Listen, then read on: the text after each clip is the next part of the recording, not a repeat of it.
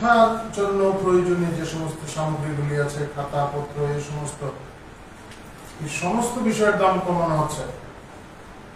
খেলাধুলায় আপনারা জানেন ভারত সরকার এবং আমাদের রাজ্য সরকারও খেলাধুলার প্রতি যথেষ্ট গুরুত্ব দিচ্ছে এবং তার সুফল আমরা দেখতে পাচ্ছি। আন্তর্জাতিক স্তরে আমাদের সাফল্য আসছে এবং এই গতিকে আরো ত্বরান্বিত করতে এবং খেলাধুলার যে বিভিন্ন ধরনের সামগ্রীগুলি আছে তার উপর থেকে কিছু কিছু ক্ষেত্রে জিএসটি তুলেই দেওয়া হয়েছে, আর অনেক ক্ষেত্রে 5% নিয়ে আসা হয়েছে। যানবাহনের ক্ষেত্রেও তাই।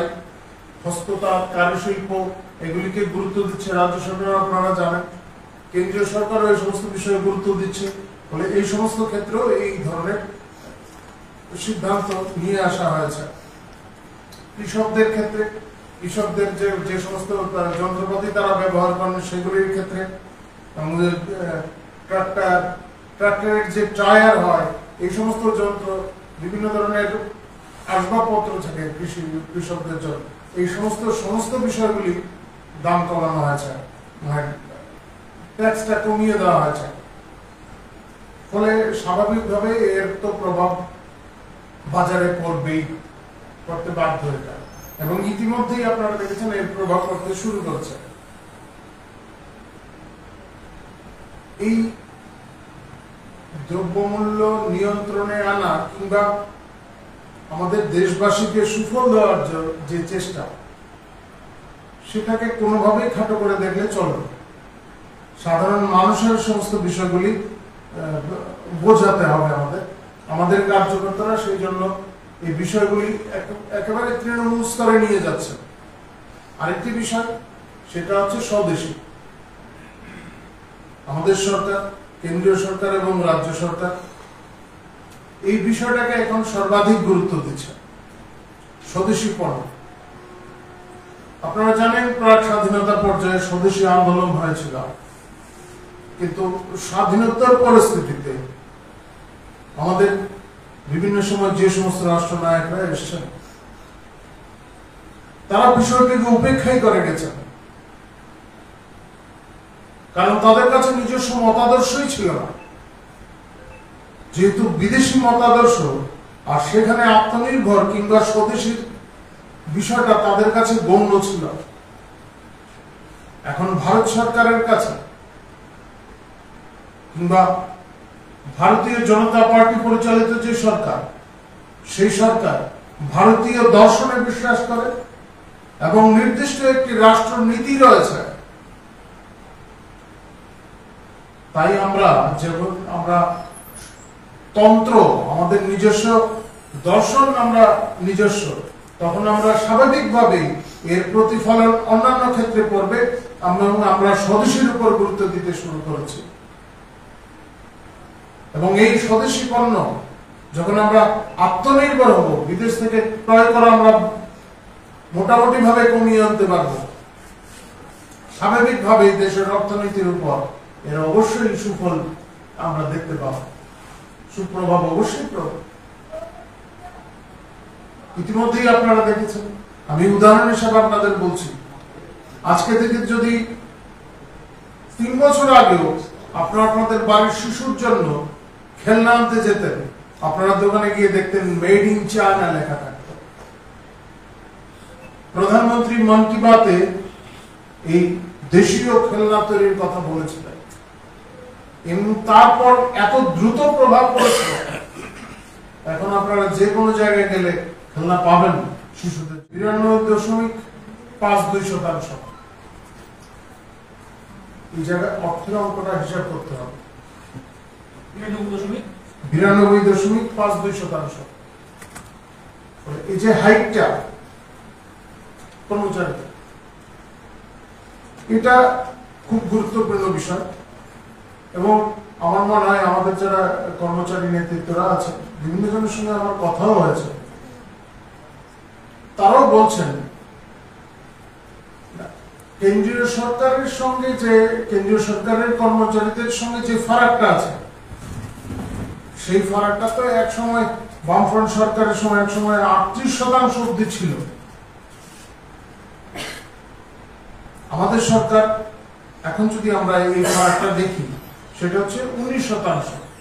এবং আমাদের এই চেষ্টা রয়েছে যাতে কেন্দ্রীয় সরকারের কর্মচারীদের সঙ্গে আমাদের এই ফারাকটা না থাকে। আমরা সেই চেষ্টায় এগিয়ে যাচ্ছি এবং যত দ্রুত সম্ভব এই ফারাকটা কমিয়ে আনা। যাই হোক, গতকালকে কয়েকজন সাংবাদিক আমাকে ফোন করছিলেন যে কর্মচারীদের এই যে মহার্ঘ ভাতা বৃদ্ধি পায়, রাজ্যের যে সংখ্যাংশ কর্মচারীরা রয়েছেন তার বাইরে তো একটা বড় জনসংখ্যার লোক আছে এবং দু একজন সাংবাদিক নিজেদের কথাও বলছিলেন। যারা এর বাইরে আছেন, এটা তো আপনারা সবাই জানেন, যারা নিয়মিত কর্মী না রাজ্য সরকারের, তারাও সেই হারে বৃদ্ধি পাবে, কিন্তু তার বাইরে রাজ্য সরকার শুধু কর্মচারীদের নিয়ে চিন্তা করছে এমনটা ভাবলে ভুল হবে। এই রাজ্যের প্রত্যেকটি অংশের মানুষের কথা ভাবছে, প্রত্যেকের আর্থিক উন্নয়নের কথা ভাবছে, জীবনযাত্রার মান উন্নয়নের কথা ভাবছে এবং সে অনুযায়ী বিভিন্ন সময় একাধিক পদক্ষেপ নেওয়া আছে এবং তার প্রতিফলন আপনারা দেখছেন বিভিন্ন জায়গায়। আমাদের সরকার সে সমস্ত বিষয়ে সচেষ্ট রয়েছে। তৃতীয় আরেকটি বিষয়,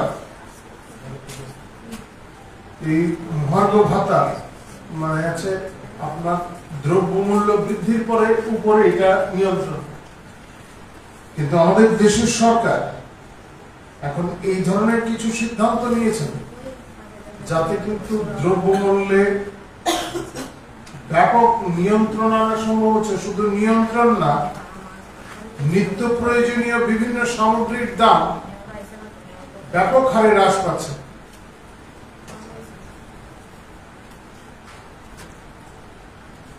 যাই হোক, এটা একটা ইতিবাচক দিক আমি বলবো।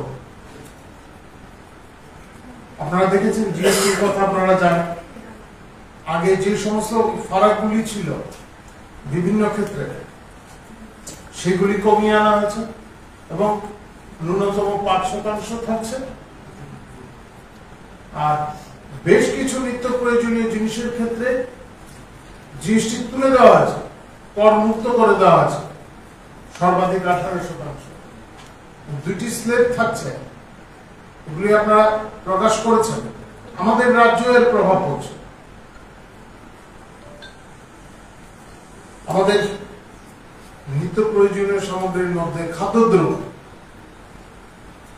এই খাদ্যদ্রব্যের উপর আপনারা যেমন ধরেন দুধ আগে 6% ছিল দুধের উপর, এখন পুরোপুরি তা তুলে দেওয়া আছে। অন্যান্য দুগ্ধ জাতীয় বিভিন্ন সামগ্রী রয়েছে, সেগুলির উপরও কর কমানো হয়েছে। ন্যূনতম যেটা আছে 5%, সেটাতে আনা হয়েছে। আপনার অন্ন, বস্ত্র, বাসস্থান, এই সমস্ত বিষয় নিয়ে কারা মাতামাতি করত, আপনারা জানেন এই রাজ্যের যে বামপন্থী সরকার ছিল, যারা গরিব মানুষের সরকার বলতো, তারা কিন্তু এই সমস্ত বিষয় নিয়ে কখনো আওয়াজ তোলেনি। ভারতীয় জনতা পার্টির সরকার এই বিষয়ে সিদ্ধান্ত নিয়েছে। আপনারা খতিয়ে দেখবেন, এখানে বিস্তারিত তথ্য আছে, আমি আপনাদের সামনে তুলে ধরছি না সময় স্বল্পতার কারণে, জন্য আপনারা চাইলে আমার কাছ থেকে নিতে পারেন। গৃহস্থালির যে বিভিন্ন সামগ্রীগুলি আছে সেগুলিও ব্যাপক হারে কমেছে। একেবারে ন্যূনতম যে সংখ্যাটা রাখা হয়েছে সেটা 5%। আগে 27% অব্দি ছিল বিভিন্ন জিনিস, সেগুলি কমিয়ে আনা হয়েছে। ইলেকট্রনিক সামগ্রীর কথা আপনারা ইতিমধ্যেই জানেন, দেখছেন আপনারা, বিভিন্ন অফার টফার আছে বিভিন্ন দিক থেকে। তো পোশাক নির্মাণের যে জন্য যে ধরনের সুতো প্রয়োজন হয় সেগুলির দাম ব্যাপক হারে কমানো হয়েছে এবং তার প্রভাব ইতিমধ্যেই বাজারে পড়তে শুরু করেছে। স্বাস্থ্য ক্ষেত্রে বিভিন্ন চিকিৎসা সামগ্রী, চশমা এবং অনেক জীবনদায়ী ওষুধ, সেগুলি এখন অনেক সুলভ হবে। শিক্ষার জন্য প্রয়োজনীয় যে সমস্ত সামগ্রীগুলি আছে, খাতা পত্র, এই সমস্ত বিষয়ের দাম কমানো হচ্ছে। খেলাধুলায় আপনারা জানেন ভারত সরকার